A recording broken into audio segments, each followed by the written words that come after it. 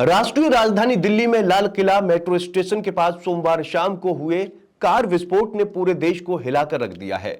सोमवार शाम लगभग 6:52 पर हुए इस ब्लास्ट में 9 लोगों की जान चली गई, जबकि 20 लोग घायल हुए। पहले आशंका जताई जा रही थी कि इस ब्लास्ट में इंप्रोवाइज्ड एक्सप्लोसिव डिवाइस यानी आईईडी का इस्तेमाल किया गया। अब बताया जा रहा है कि इसमें अमोनियम नाइट्रेट का इस्तेमाल किया गया। सच क्या है या कौन सा विस्फोटक इस्तेमाल हुआ है, यह फोरेंसिक जांच के बाद स्पष्ट हो जाएगा। दिल्ली में हुए इस विस्फोट के बहाने आइए जान लेते हैं कि दुनिया भर में आतंकी किस तरह के विस्फोटकों का इस्तेमाल करते हैं और इनमें क्या क्या होता है, इसका असर कितना होता है।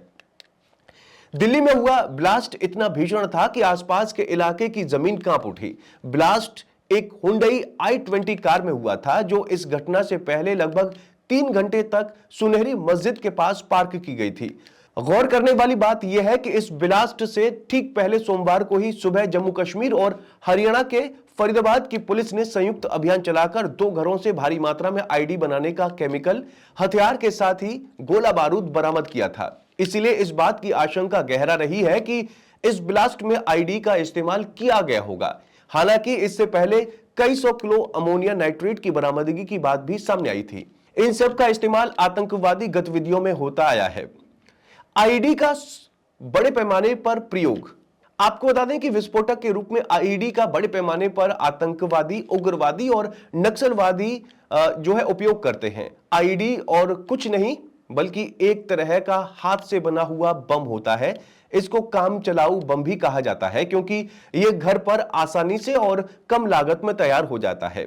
आईईडी में ब्लास्ट के लिए वो अक्सर रिमोट कंट्रोल, इंफ्रारेड या फिर magnetic trigger, pressure sensitive wards अथवा ट्रिप वायर जैसे तकनीकों का इस्तेमाल करते हैं। इतना ही नहीं, कई बार नक्सली और आतंकी इनको सड़क के किनारे तार की मदद से बिछा देते हैं, जिससे गाड़ी का पहिया चढ़ते ही धमाका हो जाता है।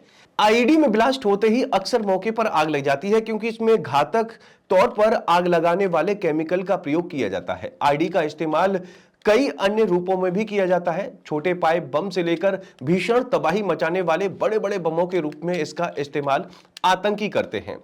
इराक में सबसे पहले इसका इस्तेमाल किया गया था। दरअसल आईईडी शब्द पहली बार साल 2003 में शुरू हुए इराक युद्ध के दौरान सामने आया था। आईईडी को बनाने में तमाम चीजों का इस्तेमाल किया जाता है। इसमें initiator, switch, main charge, power source और एक कंटेनर शामिल है। आईडी पर अतिरिक्त चीजें जैसे कीले और कांच आदि का लपेट कर पैक किया जाता है, जिससे ब्लास्ट के समय यह ज्यादा से ज्यादा नुकसान पहुंचाए। एक्सप्लोसिव के रूप में आईडी में बहुत आसानी से उपलब्ध चीजों का इस्तेमाल किया जाता है, जैसे फर्टिलाइजर, गन पाउडर और हाइड्रोजन पर ऑक्साइड का इस्तेमाल विस्फोटक के रूप में किया जाता है। इन विस्फोटकों के साथ ईंधन और ऑक्सीडाइजर की भी जरूरत होती है, जिससे ऑक्सीजन मिलती है, जो ब्लास्ट के लिए केमिकल रिएक्शन में मदद करती है। इसके अलावा अमोनियम नाइट्रेट का इस्तेमाल कर भी आतंकी गतिविधियों को अंजाम दिया जाता है। विस्फोटक के रूप में इसका इस्तेमाल ANFO यानी अमोनियम नाइट्रेट और ईंधन के रूप में होता है। अमोनियम नाइट्रेट क्रिस्टल जैसा एक केमिकल कंपाउंड होता है। पानी में तेजी से घुलनशील अमोनियम नाइट्रेट को अमोनिया और नाइट्रिक एसिड के रिएक्शन से बनाता है। विस्फोटक के रूप में अमोनियम नाइट्रेट का इस्तेमाल करने के लिए किसी प्राइमरी विस्फोटक, RDX अथवा TNT जैसे डेटोनेटर की आवश्यकता पड़ती है। अत्यधिक ज्वलनशील होने के कारण इसमें वैसे भी आग लगने से विस्फोट की आशंका रहती है। किसी विस्फोटक मिश्रण के संपर्क में आने पर भी इसमें विस्फोट हो सकता है।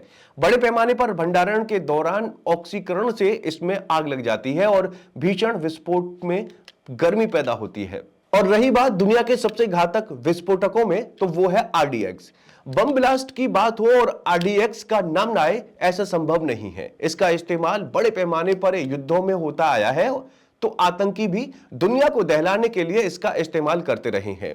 RDX का पूरा रासायनिक नाम जो है वो है हेक्साइड्रो 135, ट्राइनिट्रो 135, ट्राइजीन ये एक सफेद पर गंधहीन और बेहद शक्तिशाली विस्फोटक होता है। सेनाओं के साथ साथ उद्योगों में भी इसका इस्तेमाल किया जाता रहा है। आरडीएक्स को साइंटिफिक लैंग्वेज में साइक्लोनाइट और हेक्सोजन भी कहते हैं। दूसरे विश्व युद्ध के दौरान जर्मनी ने इसी का इस्तेमाल अपने हथियारों में किया था।